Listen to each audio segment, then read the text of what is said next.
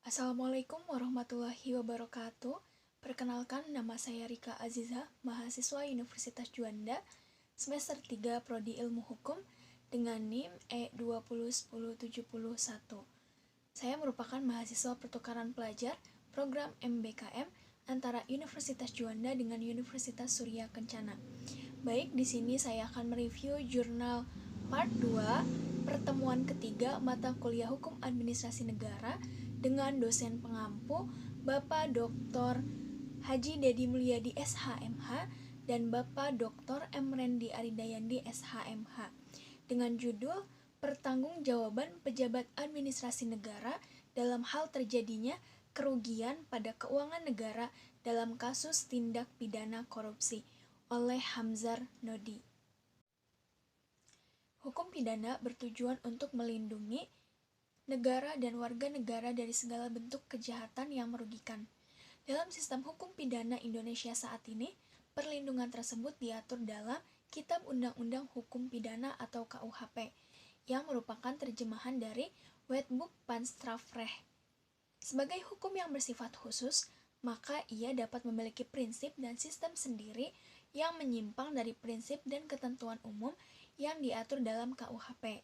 Tindak pidana korupsi merupakan satu dari beberapa tindak pidana khusus lain yang dikenal dalam hukum pidana Indonesia.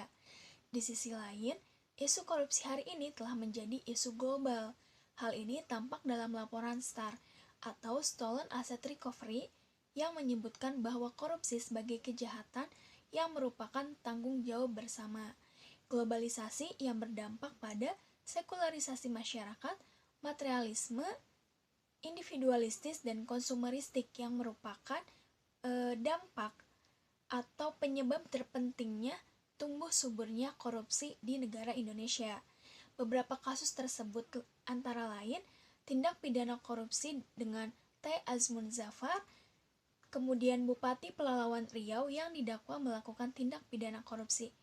Kemudian ada kasus korupsi KPU, kasus korupsi Sismin Bakum, kasus korupsi dana abadi umat, kasus korupsi di Departemen Kelautan Perikanan, kasus pengadaan mobil pemadam kebakaran yang pengiriman sejumlah besar kepala daerah ke penjara. Nah, adapun kasus-kasus lainnya bisa kita amati dan lihat di Google atau di platform lainnya. Kemudian, dalam banyak kasus kejahatan yang dilakukan oleh pejabat negara, Dennis F. Thompson melukiskan bahwa banyak pejabat dari berbagai instansi mencangkup berbagai keputusan dan kebijakan pemerintah. Maka sulit untuk menemukan siapa yang bertanggung jawab secara moral atas produk politik.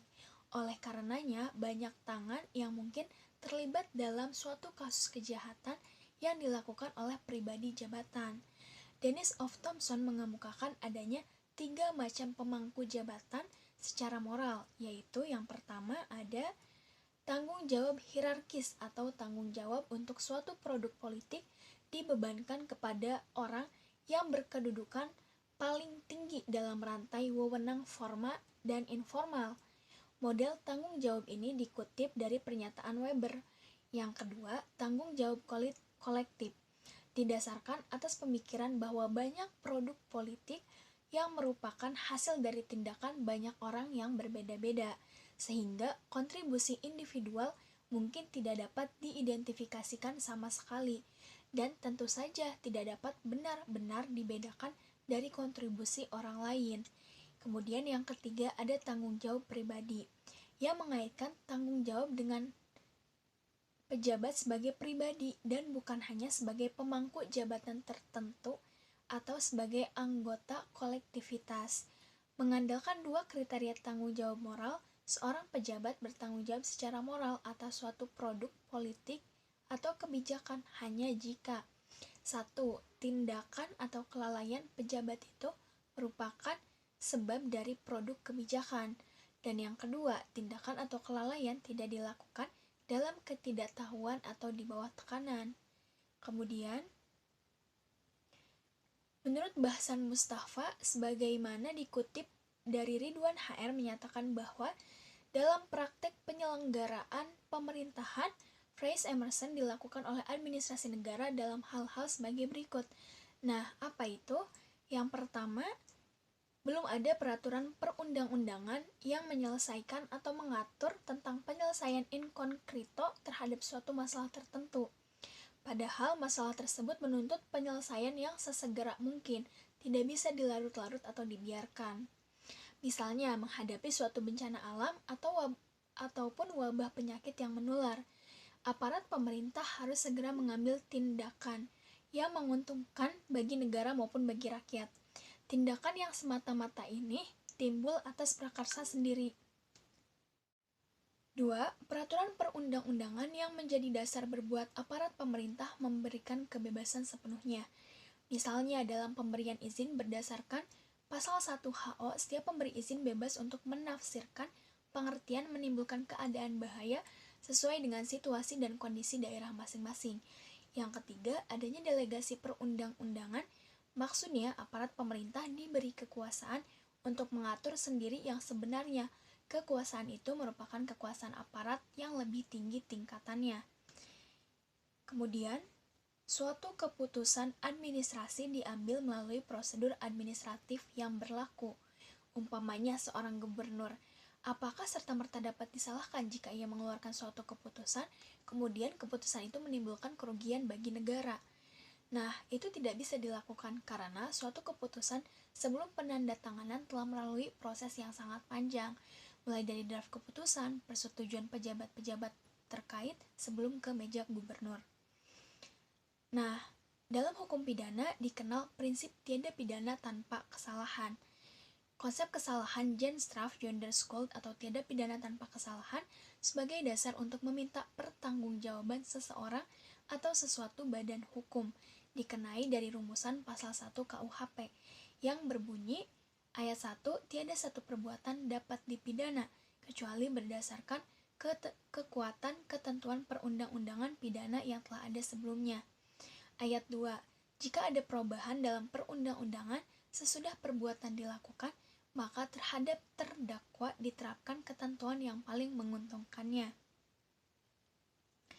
Nah, walaupun tidak secara tegas disebut dalam KUHP Indonesia tentang adanya tiada kesalahan tanpa kesalahan, namun seperti yang diakui melalui pasal 1 ayat 1 KUHP di atas, bentuk kesalahan menurut konsep hukum pidana Indonesia yang banyak dipengaruhi oleh konsep dan ilmu hukum pidana Eropa kontinental, membagi kesalahan pidana itu dalam dua bagian besar, yaitu kesengajaan dan kealpaan.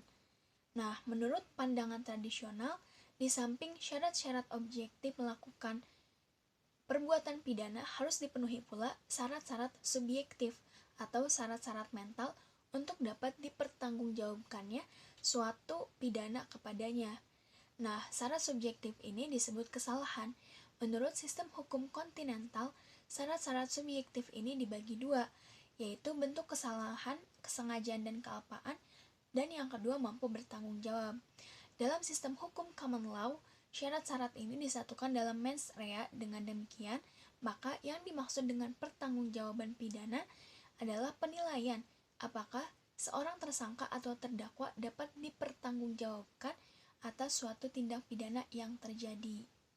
Nah, batasan yang tegas apakah seorang pejabat administrasi negara yang didakwa melalui tindak pidana korupsi dapat dipertanggungjawabkan adalah kondisi atau faktor objektif di lapangan, yaitu apakah ia melakukan tindakan yang sesuai dengan kewenangannya, mengambil kebijakan atau senyatanya bertentangan dengan kewenangannya berdasarkan peraturan perundang-undangan yang berlaku.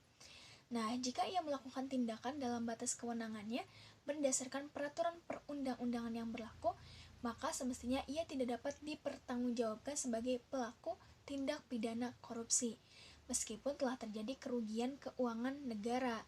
Karena dalam hal ini, unsur melawan hukum telah tidak terpenuhi.